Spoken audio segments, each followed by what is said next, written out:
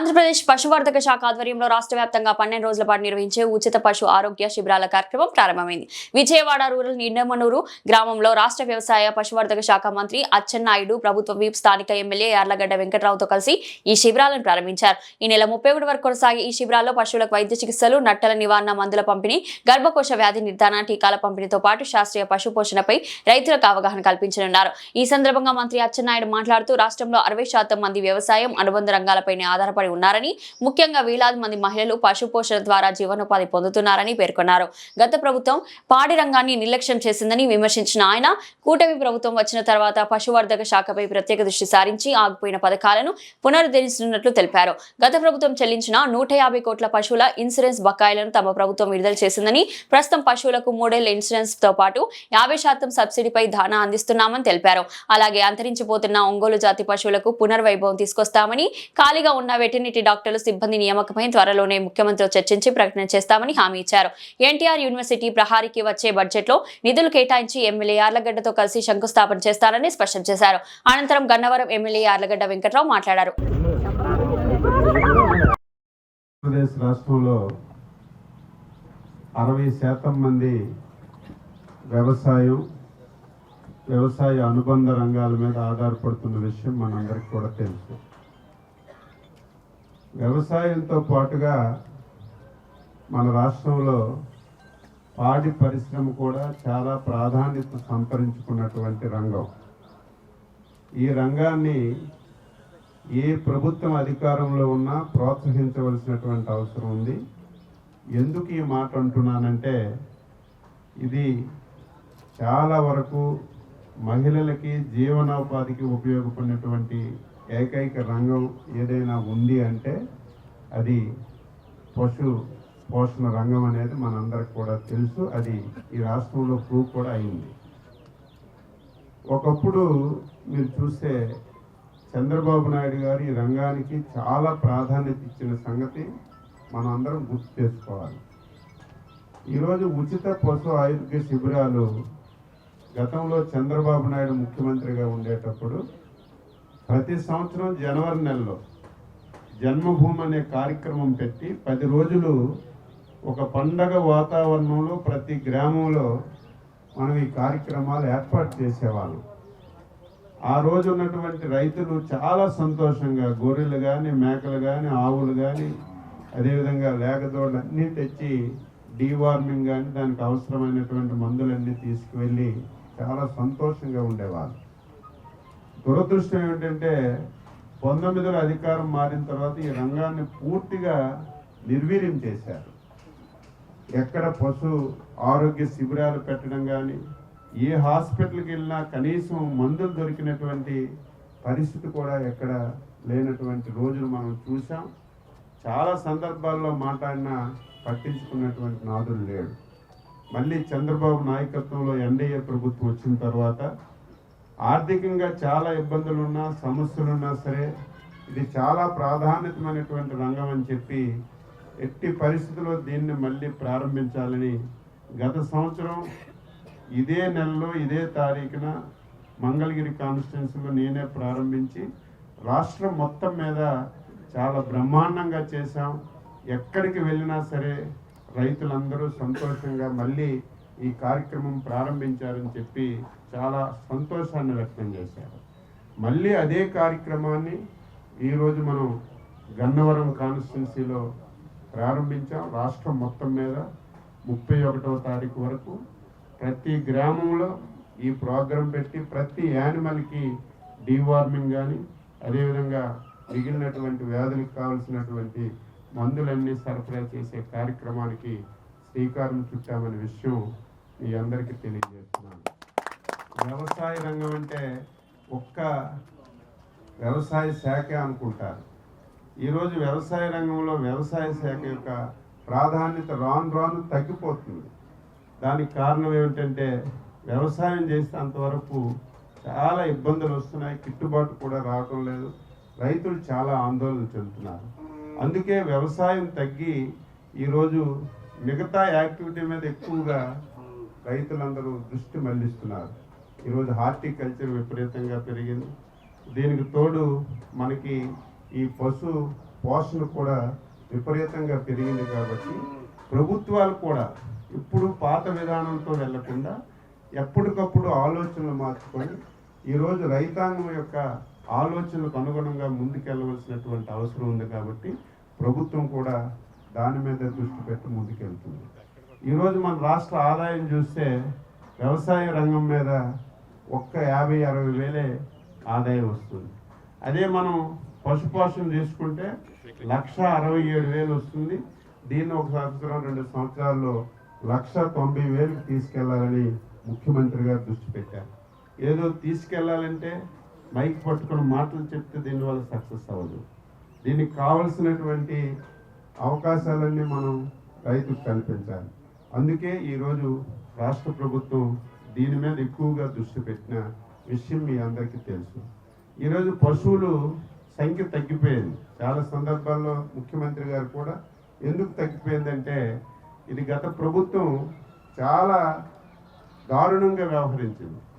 మహిళలకు డబ్బులు ఇచ్చి ఆ డబ్బులతో పశువులు కొన్నట్టుగా లెక్కలు చూపించి ఈ రాష్ట్రంలో ఇన్ని పశువులు ఉన్నాయని మనకి ఎక్స్ట్రా లెక్కలు చెప్పిన విషయం చాలామందికి తెలియదు.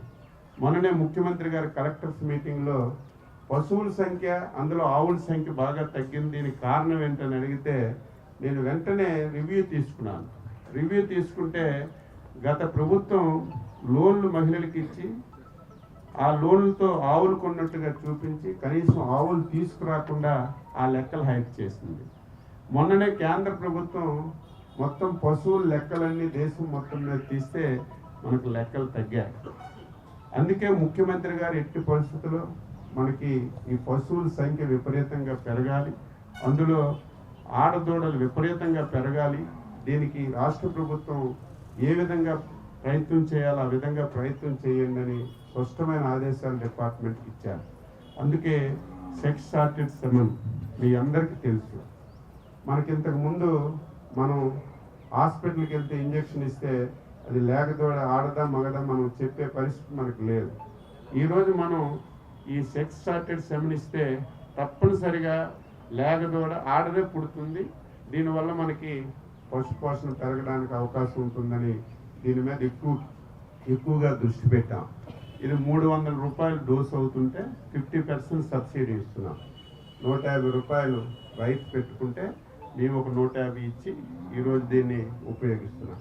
ఇప్పుడే మా సోదరుడు అసెంబ్లీలో కూడా అరగంట మాట్లాడారు. ఆంధ్రప్రదేశ్ అంటే ఒక ప్రౌఢ ఒంగోలు జాతి ఆవు కానీ ఒంగోలు జాతి ఎద్దు కానీ ఈ దేశంలో ప్రపంచంలో అగ్రగామిగా పేరు వచ్చినటువంటి వ్యవస్థ. ఈ బ్రీడ్ పూర్తిగా అంతరించిపోతుంది. అయితే ఇప్పుడే నేను అడిగాను, సెక్స్ సార్టెడ్ సెమన్ అన్నింటికీ ఉంది. మన రాష్ట్రంలో ఏదైతే ఫేమస్ అయినటువంటి ఒంగోలు జాతి ఎద్దులకు కానీ ఆవులకు కానీ, అదేవిధంగా ఈ మధ్య కొత్తగా మనకి పొంగనూరు జాతి కూడా వచ్చింది. ఈ 2 జాతులకి లేవు. దీని మీద కూడా రాష్ట్ర ప్రభుత్వం దృష్టి పెట్టి కుప్పంలో ఒక ఎక్స్పెరిమెంట్ చేసి దీని మీద మనం సక్సెస్ అయ్యాం. అయితే మిగతా దగ్గరలో ఏదైతే మేల్ యానిమల్ ఉందో దాన్ని చంపేస్తున్నారు టెస్టింగ్ చేసి. ఈరోజు మనకి ఒంగోలు ఆవుకి ఎంత ప్రాధాన్యత ఉందో ఎద్దుకు కూడా అంతకంటే ఎక్కువ ప్రాధాన్యత ఉంది. దాన్ని మనం చంపకుండా కొత్తగా దానికి టెక్నాలజీ వచ్చింది. ఆ టెక్నాలజీ కూడా పెట్టి నేను సోదరుడికి మాటిస్తున్నాను, రాష్ట్ర రైతాంగానికి మాటిస్తున్నాను. మళ్ళీ చంద్రబాబు నాయకత్వంలో ఎన్డీఏ ప్రభుత్వంలో ఒంగోలు జాతి మళ్ళీ పూర్వ స్థాయికి ఈ రాష్ట్రంలో తీసుకురావడానికి నేను ప్రత్యేకమైనటువంటి దృష్టి పెట్టి దానికి కూడా నేను కృషి చేస్తానని చెప్పి తెలియజేస్తున్నాను. అదేవిధంగా ఈరోజు ఇన్సూరెన్స్, గత ప్రభుత్వంలో ఇన్సూరెన్స్ కట్టలేదు. చాలామంది పేదవాళ్ళు ఆవులు కొనుక్కుంటారు బ్యాంక్ లోన్స్తో కానీ సొంతంగా అప్పు చేసి కానీ. ఒకవేళ ఆవు ఏదో చనిపోతే వాళ్ళందరూ రోడ్డును పడిన పరిస్థితి. నేను వచ్చిన తర్వాత దాదాపుగా ఇన్సూరెన్స్ లేకుండా చాలామంది యానిమల్స్ చనిపోతే నేను వచ్చి ఎట్టి పరిస్థితుల్లో పేదవాళ్ళు కాబట్టి వీళ్ళందరికీ మనం ఆర్థిక సహాయం చేయాలని చెప్పి దాదాపుగా 150 కోట్ల రూపాయలు పాత ప్రభుత్వంలో ఉన్నటువంటి చనిపోయినటువంటి యానిమల్స్ అన్నింటికీ డబ్బు ఇచ్చాను. చాలా హ్యాపీ ఫీల్, ఊహించలేదు వాళ్ళందరూ కూడా. ఎందుకంటే ఇన్సూరెన్స్ లేదు, చనిపోతే ప్రభుత్వమే డబ్బు వస్తుందా అని ఆలోచన లేకపోతే డబ్బు ఇచ్చిన పరిస్థితి తీసుకొచ్చాం. అందుకే ఈసారి ప్రభుత్వమే అంత డబ్బు ఇవ్వాలంటే కష్టం. ఈరోజు కేంద్ర రాష్ట్ర ప్రభుత్వాలు ఇన్సూరెన్స్ కూడా ప్రాధాన్యత ఇస్తున్నాయి కాబట్టి మన రాష్ట్రంలో 3 సంవత్సరాలు ప్రతి యానిమల్కి 3 సంవత్సరాలు ఇన్సూరెన్స్ చేయాలని ఒక నిర్ణయం తీసుకున్నాం. దీనికి మనకి 1920 రూపాయలు అవుతుంది. ఒక యానిమల్కి 3 సంవత్సరాలకి ఇన్సూరెన్స్ చేయాలంటే 1920 రూపాయలు అవుతుంది. అందులో కేవలం 288 రూపాయలు రైతు కడితే మిగతా డబ్బంతా రాష్ట్ర ప్రభుత్వమే కట్టి 3 సంవత్సరాలు ప్రతి యానిమల్కి ఇన్సూరెన్స్ చేసే ఒక బృహత్తరమైనటువంటి కార్యక్రమాన్ని ఈరోజు మనం ప్రారంభించాం. దీన్ని రైతులందరూ కూడా సద్వినియోగం చేసుకోవాలని ఈ సందర్భంగా అందరికీ తెలియజేస్తున్నాను. దీంతో పాటుగా ఈరోజు పాడి పరిశ్రమ పెరగాలంటే చాలా సమస్యలు ఉన్నాయి. దానా ఉండాలి. దానా గత ప్రభుత్వంలో ఎక్కడైతే దానా ఉందో వాళ్ళకు బాకీలు కూడా ఇవ్వని పరిస్థితి. దానా సప్లై చేయలేకపోయారు. ఈరోజు మేము వచ్చిన తర్వాత పాత బకాయిలు ఇవ్వడం, మళ్ళీ దానా సప్లై చేసే కార్యక్రమం మొదలుపెట్టాం. అందులో 50% సబ్సిడీతో మనం దానా ఇచ్చే కార్యక్రమం చేశాం. విపరీతం డిమాండ్ పెరిగింది. ఆ దానాగా వేస్తే విపరీతంగా మిల్క్ ఈల్డ్ కూడా విపరీతంగా పెరుగుతుంది. అందరూ అదే అడుగుతున్నారు. మళ్ళీ దాన్ని ముఖ్యమంత్రి గారి దృష్టిలో పెట్టి అదనంగా నిధులు తెచ్చి మళ్ళీ 50% సబ్సిడీతో దానా ఇచ్చే కార్యక్రమం చేస్తున్నాం. అదేవిధంగా ఎన్ఆర్జీఎస్లో ఏదైతే పశుగ్రాస కేంద్రాలు కూడా విపరీతంగా పెంచమని చెప్తాం. అయితే ఇప్పుడే పాత్రికేయులు కొంతమంది దీనికి ఈ క్రాప్ లేదని చెప్పి చాలా వరకు రైతులు ఇబ్బంది పడుతున్నారన్నారు. తప్పనిసరి మనకి పశువుల్లో కూడా అంబులెన్స్ ఉన్న విషయం మీ అందరికీ కూడా తెలుసు. అయితే ఇంతకుముందు ఎవరైనా సరే రైతు ఫోన్ చేస్తే అంబులెన్స్ వెళ్ళేది. దీనివల్ల ఎక్కువ ప్రయోజనం కలగడం లేదని చెప్పి ముఖ్యమంత్రి గారు ఒకసారి రివ్యూ తీసుకొని ఏవైతే మనకు 300 చిల్లర అంబులెన్స్లు ఉన్నాయో పశువులవి, అందులో 50% 175 అంబులెన్సెస్ ఏదైతే మెడికల్ అండ్ హెల్త్లో 104 లాగా ఒకరోజు ఒక గ్రామానికి వెళ్ళి ఆ గ్రామంలోనే డాక్టరు, మందులు, సిబ్బంది అందరూ కూడా ఉండి ఉదయం నుంచి రాత్రి వరకు అక్కడ ఉన్నటువంటి పశువులకి ట్రీట్మెంట్ చేసి ఇంకొక గ్రామం మరుసటి రోజు వెళ్ళే విధంగా ఒక కొత్త సిస్టాన్ని తీసుకొచ్చాం. దాన్నే ఇప్పుడు మనం ప్రారంభించాం. రేపటి నుంచి ఏదైతే ఈ వెహికల్స్ అన్నీ కూడా మెడికల్ అండ్ హెల్త్లో 104 ఏదైతే ఏ ఫెసిలిటీ లేనటువంటి గ్రామాలు, అక్కడ హాస్పిటల్ లేనటువంటి గ్రామాలను ఐడెంటిఫై చేసి ప్రతి 20 రోజులకు ఒకసారి ఆ గ్రామానికి రొటీన్లో వెళ్ళే విధంగా ఈరోజు వాహనాలన్నీ ప్రారంభించాం. దీన్ని కూడా మీ గ్రామానికి ఈరోజు 104 మెడికల్ అంబులెన్స్లు ఎలాగైతే మీ ఊరికి వస్తున్నాయో అదేవిధంగా వెటర్నరీ అంబులెన్స్లు కూడా వస్తాయి. మీ ఊరికి వచ్చేటప్పుడు రైతులందరూ దీన్ని ఉపయోగించుకొని మీ యానిమల్స్కి తీసుకెళ్ళి టెస్ట్ చేయించుకొని ఈ సదుపాయాన్ని ఉపయోగించుకోమని చెప్పి ఈ సందర్భంగా తెలియజేస్తున్నాను. మొత్తం 365 ఒకే విధంగా పెడితే కొన్నింటికి పని ఉంటుంది, కొన్నింటికి పని ఉండటం లేదు. ఈరోజు అన్ని వెహికల్స్కి పని కల్పించాలని ఈ కార్యక్రమాన్ని తీసుకున్నాం. ఇది ఉపయోగించుకోమని చెప్పి తెలియజేస్తున్నాం. ఈరోజు పశు వైద్య శిబిరాలు కానీ 1962ని రాష్ట్ర వ్యాప్తంగా గౌరవ మంత్రి గారు నా నియోజకవర్గంలో ఓపెన్ చేయించినందుకు అచ్చెన్నాయుడు గారికి మనస్ఫూర్తిగా నా నమస్కారాలు తెలియజేస్తూ, ఈ 1962 ఏదైతే ఈయన ఓపెన్ చేశారో ఇది దాదాపు రైతు సోదరులో ఉన్న అపోహలను తొలగిస్తుంది.